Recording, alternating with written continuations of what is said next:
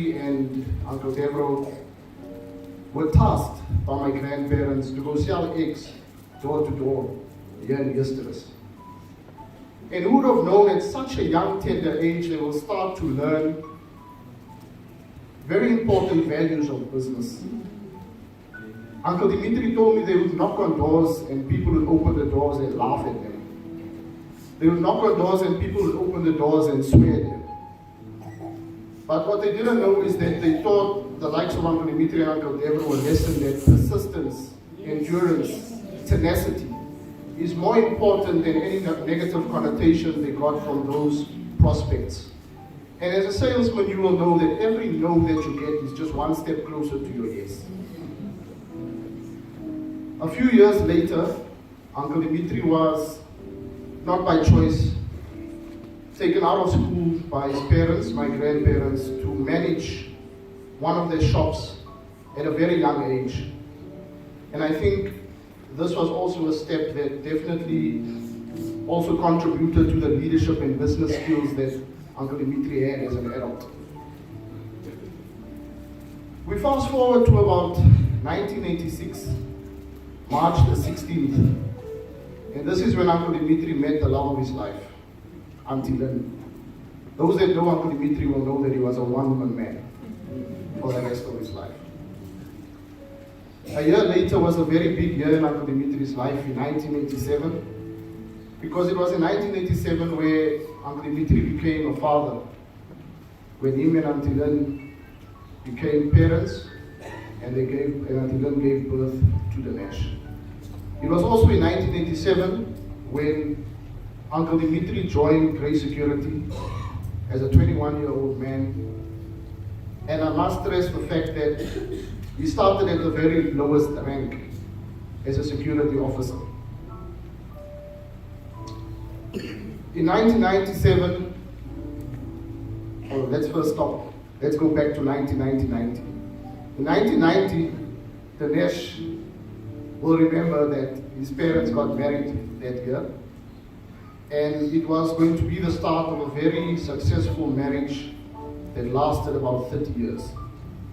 Those that know Uncle Dimitri and Auntie Lynn well will know that you will never ever see them squabble.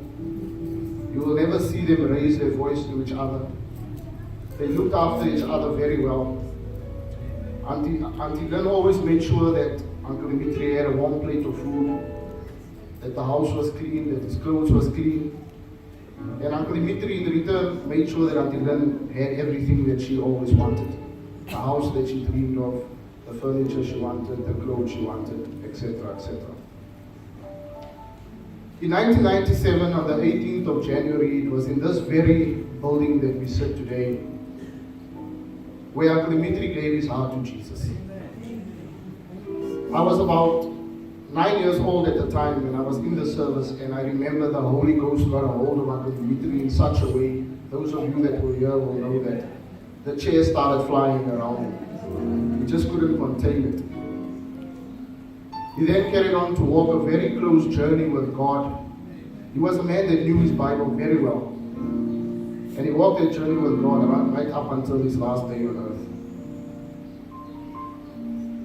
Uncle Dimitri worked for Grace Security for about 20 years. Starting there without even a matric, starting as a security guard, Uncle Dimitri managed to work himself right up to the top in senior management level.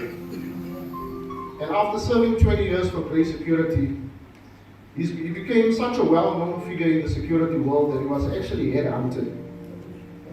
And about 15 years ago, my beloved uncle landed a top job as the Chief Security Officer of the Development Bank of South Africa.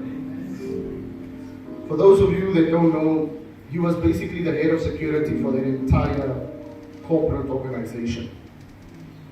And I think, if anything, that should just be a testament of the type of man that he was. Because for Uncle Dimitri, impossible was nothing.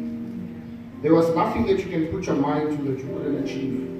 And that's the type of things that he always passed on to us as the youth. Uncle Dimitri was a man that, even though he was doing very well in his career, he always spoke about several streams of income. And I think how he amassed most of his wealth was with the real estate that he invested in over the last 10 or 20 years. So much so that about 3-4 years ago, he had the luxury of retiring at the young age of 52 so that he can focus on his real estate projects and also to spend more time with the family at home.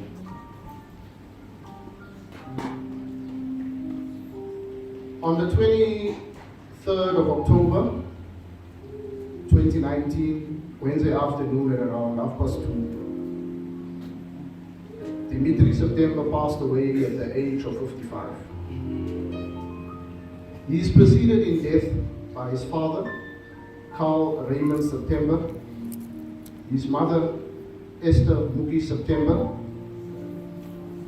He is survived by his wife, Lynn, his son, Dinesh, his grandson, Don Taylor. He is also survived by 4 siblings, Devro, Deirdre, Durrell, and Duray, as well as many cousins, nephews, and nieces. I think it's very important that today we remember Uncle Dimitri for the person that he was and for the life that he lived. Uncle Dimitri was an honorable man. Uncle Dimitri was an upright man. He was not a man to smoke. He was not a man to drink. He was not a man to like clubs or partying or anything of that nature. He was always like this. And that's how I remember Uncle Dimitri. He didn't use any vulgar language. He didn't listen to any circular music. But his path was always straight and his path was always righteous. Uncle Dimitri was a man that loved his family. He loved his wife dearly. And on Auntie Lynn's birthday a couple of weeks ago when he was in hospital, as soon as he walked in, he said, "You are the best thing that ever happened to me." He turned over to the nurse and he said to the nurse, "She's 1 in a million." Auntie Lynn, you are one of the strongest women that I know. So humble, so kind, so open. In all the years, there's been many trials and tribulations, but I've never seen a moment where Auntie Lynn was weak. Dinesh, your father loved you so much. A conversation I had with him earlier this year, he said to me, "Devin, one of my regrets is that I put so much time and emphasis in my career that at some extent I neglected my son, and now I want to make up for that lost time." And for those who know, the last couple of years when Uncle Dimitri was at home, he spent a lot of time with his son and his grandson. And he said to me, "David, me and Dinesh, we're spending time together. I'm coaching him. I'm mentoring him. I'm teaching him what it's going to be like to be a man and to take over." Dinesh, your father had a lot of faith in you. And I just want to let you know that you've got all our support. We believe in you. If you need anything, you know that you can always press on our numbers. Don Taylor, wow, Uncle Dimitri couldn't stop talking about Don Taylor. In fact, the Monday before he passed away, when I went to visit him, the last conversation I had with Uncle Dimitri was about Don Taylor. Don Taylor was there the day before, and Uncle Dimitri just couldn't stop about how smart he is for his age and how excited he is for his future and the prospect of a man that he will become. To his siblings, he had a very close bond with each of his siblings. The last 6 months, I know he was at my mom's place and Uncle Devin'S place almost every day. They go and have breakfast together. The life of being self-employed and retired, you have time to do those type of things. He was very fond of Durrell, Duray, my mother, Uncle Devro, and whenever there was trouble in paradise, Dimitri was the one who was there. No matter the situation, no matter how tough the situation was, he was there to take control and to help things get better. He was the leader of this family, And my grandmother passed away about 5 years ago. Dimitri virtually took over as the leader of the pack. And he was the glue that kept this family together. He was a mentor to us as cousins, his nieces, the nephews. Whenever I had a day off at work this last couple of years, I would find myself going to Uncle Dimitri's house, and the Nash will tell you it's because I came to eat what he was cooking, which is also true, but it was mostly just to sit with Uncle Dimitri for a couple of hours and chat and just feed off of that wisdom. That life lessons that were learned there is priceless. You learn so much from a man that was so humble. Uncle Dimitri was not a flashy person. He was not someone that worried with too much jewelry or driving the fanciest car. He was just a family man and a man that did a lot for God, a man that had an open heart, like Pastor George said. He was very big on charity, and in fact he was a director in a company that our very close family friend, Sister Lily, opened, where they look after and they encourage and they support abused women. Uncle Dimitri availed his time on that project as well as a director. In fact, he had a lot of plans that he still wanted to execute going further. Uncle Dimitri was a man who loved his sports. Many may think that Uncle Devro is the one that loves sports because he's the one that's been to the last 3 or 4 World Cups. But if you know things well, you'll know that Durrell and Dimitri were the sports enthusiasts of this family. And it is their passion for sports that's also given down to us, the cousins, who love it just as much. He was a Liverpool fan, a big Liverpool fan at that. He was a Blue Bulls fan. He was a Springbok fan. Me and Dinesh were talking the other day, we remember it like it was yesterday, 1995. We actually watched the final at their house in Yesterdays, and when they won that game, myself, Dinesh and Dalen went mad, did a couple of laps around the house, and Uncle Dimitri gave us money, and he sent us to the shop to Sanfam. And he said, just go buy whatever you want, and we had a party. Chips, chocolate, cold drinks, lemons, or I think he mentioned to the Nash that next year his dream was actually to go to Anfield and see Liverpool live. I'm an Arsenal fan, but I hope for Uncle Dimitri sake Liverpool do win the league this year. I also hope that the Springboks can make him proud and win the World Cup this year as well. Uncle Dimitri always told me, hey Devin, you know your mother, she's not the oldest, but she wants to control us like she's the oldest. And be in charge like she's the oldest. I was very scared of Uncle Dimitri as a child. He was a very strict person, and Uncle Dimitri is the only man in this world other than my father to have ever given me a hiding. I think it was a tag team he did on me and Elrie at my grandmother's house, where he just took his belt out, we were naughty, and he whipped us. But he was a man that when you went off path, there were going to be repercussions. And there were going to be lessons to be learned.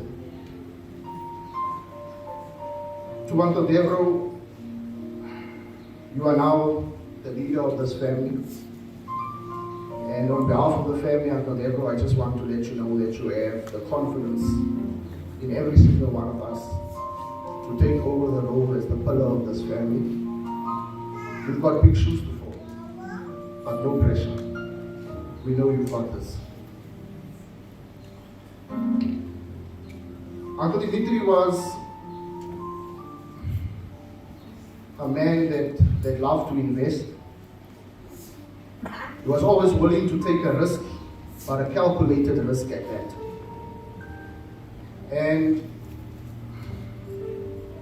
he was the type of person that he had so much advice to give, and he was always open to advice. And there was a lot of people that went to him for advice, and he never ever turned anyone down.